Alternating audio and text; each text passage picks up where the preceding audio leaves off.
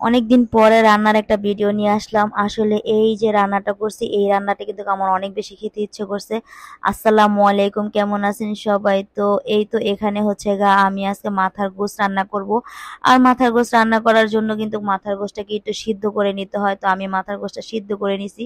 আর এই মাথার গোশতটা কিন্তু আজকে আমি রান্না করব বুটের ডাল দিয়ে। বুটের ডাল দিয়ে মাথার গোশত রান্না করলে কিন্তু তরকারিটা অনেক বেশি মজা হয়। আর আমি আজকে অনেক মজা করে রান্না করব, এজন্য আজকে রান্নার ভিডিওটা আপনাদের সামনে নিয়ে আসলাম। আশা করি ভিডিওটা সবার ভালো লাগবে। আর সবার ভালো লাগলে অবশ্যই একটু বেশি বেশি করে সাবস্ক্রাইব এবং লাইক শেয়ার করে দিবেন।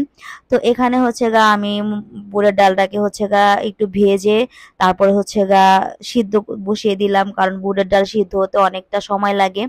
তো এখানে ফার্স্টে আমি মাথার গোশতটা ফ্রিজ থেকে নামিয়ে একটু সিদ্ধ করে নিয়েছি। সিদ্ধ করে এটাকে আমি ছোট ছোট করে পিস করে নিব। তো পিস করে আমি ভালো করে ধুয়ে পরিষ্কার করে নিছি।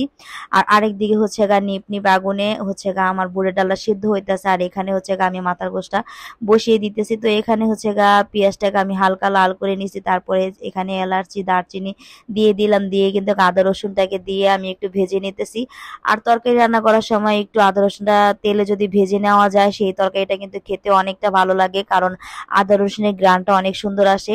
তো এখানে হলুদের গুঁড়া, তারপরে গরম মশলার গুঁড়া, ধনিয়ার গুঁড়া দিয়ে দিলাম।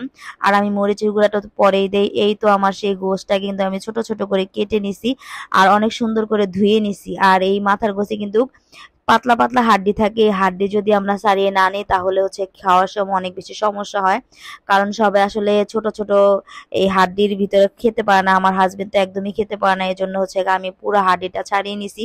তো এখানে আমি হাড্ডিটা ছাড়িয়ে ধুয়ে ভালো করে পরিষ্কার করে তারপর এই তো কষাইতে দিতেছি। এখন একটু হলুদের রংটা যখন মানে মাথার গোছের সাথে লাগছে, তো এখন আমি মরিচের গুঁড়াটাকে দিয়ে দিলাম। মরিচের গুঁড়াটাকে দিয়ে লাড়া দিয়ে ভাবলাম যে ডালটা সিদ্ধ হতে তো অনেক বেশি সময় লাগে। আর আমি এত বেশি সিদ্ধ করি না ডালটাকে। যদি আমি শুধু শুধু ডালটাকে একেবারে বেশি সিদ্ধ করি, তাহলে এই তরকারিটা বেশি খেতে স্বাদ লাগবে না। তো এখানে আমি মাথার গোশতটাকে একটু কষিয়ে তারপরে ডালটাও দিয়ে দিলাম। আর এই ডালটা সিদ্ধ হতে অনেক বেশি সময় লাগে, ভাবলাম যে গোশের সাথে ডালটা সিদ্ধ হলেই ভালো হবে। তো এখানে আমি গোশতটাকে সিদ্ধ মানে কষাইতেছি ভালো করে। আর আমি এখানে একেবারেই পানি দিইনি, পানি ছাড়াই কিন্তু কষাইতেছি। তো বারবার একটু নাড়াচাড়া দিতেছি, বারবার দেখতেছি। তো এখানে এই যে আমি নাড়াচাড়া দিয়ে ঢেকে দিছিলাম, আবারও আমি নাড়াচাড়া দিতেছি। এভাবে ভালো করে কষিয়ে নিলে কিন্তু তরকারিটা খেতে অনেক বেশি ভালো লাগে। আর এর সাথে যদি আমি পানি দিতাম, পানিতে কিন্তু অনেকটা গোশ সিদ্ধ হয়ে যেত, যেহেতু মাথার গোশ কিন্তু এমনিতে নরম জিনিস। তো এখানে কিন্তু আমি অনেকবার ভালো করে কষিয়ে নিছি, পানি ছাড়াই কিন্তু আমি শুকনা শুকনা করে কষিয়ে নিলাম। এরপরে ভাবলাম যে এখন একটু পানি দিয়ে দিই। তো আমি এখানে কিন্তু গরম ফুটান্ত পানি দিয়ে দিছি। আর আপনারা সবাই জানেন, গরম ফুটান্ত পানি যদি আমরা তরকারিতে ব্যবহার করি, সেই তরকারির স্বাদটা কিন্তু অন্যরকম হয়। আর এই যে আমি তরকারিটা রান্না করতেছি, এই তরকারিটা কিন্তু সকালবেলা আমরা রুটির সাথেও খেতে পারবো, বা সন্ধ্যায় বলেন একটু তন্দুর রুটি দিয়ে যদি খেতে ইচ্ছা হয়, তাহলেও আমরা খেতে পারবো। মানে ভাতের সাথে, রুটির সাথে, সব কিছুর সাথে কিন্তু এই তরকারিটা খেতে অনেক বেশি ভালো লাগে। তো এখানে আমি 3-4টা মানে কাঁচামরিচ দিয়ে দিলাম। আর আমি সবসময় তো একটু লাল লাল কাঁচামরিচ ব্যবহার করতে ভালো লাগে আমার তরকারির সাথে। আর যেহেতু এই তরকারিটা মানে মরিচগুলাতে ঝাল একটু কম, তো এখানে পানিটা যখন বলক আসছে, আসার পরে কিন্তু আমি শুকনা মানে কাঁচামরিচটা দিয়ে দিছি, দিয়ে এখন কিন্তু নাড়াচাড়া দিয়ে দিতেছি। আর এই ডালটা কিন্তু এখনো আমার সিদ্ধ হয় নাই। তো এখানে ভাবলাম যে তরকারিটা যখন একটু প্রায় হয়ে আসছে, শুধুমাত্র একটু সিদ্ধ হওয়ারই বাকি আছে। তো এখানে আমি জিরা গুঁড়িটা দিয়ে দিলাম, একটু জিরা গুঁড়িটা আগে আগে দিলাম, যেহেতু তরকারিটার সাথে লাগে। তো ডালটাকে দেখতেছি সিদ্ধ হয়েছে কিনা, দেখলাম যে না, ডালটা সিদ্ধ হয় না, আর একটু বেশি সিদ্ধ হতে হবে।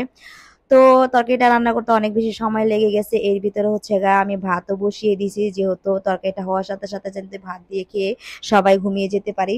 সত্যি কথা বলতে সবাই কিন্তু মানে আমাদের ঘরের এই মাথার গোশত একদমই খেতে চায় না। মানে আমি যদি আলু দিয়ে রান্না করি, তাহলে খেতে চায় না।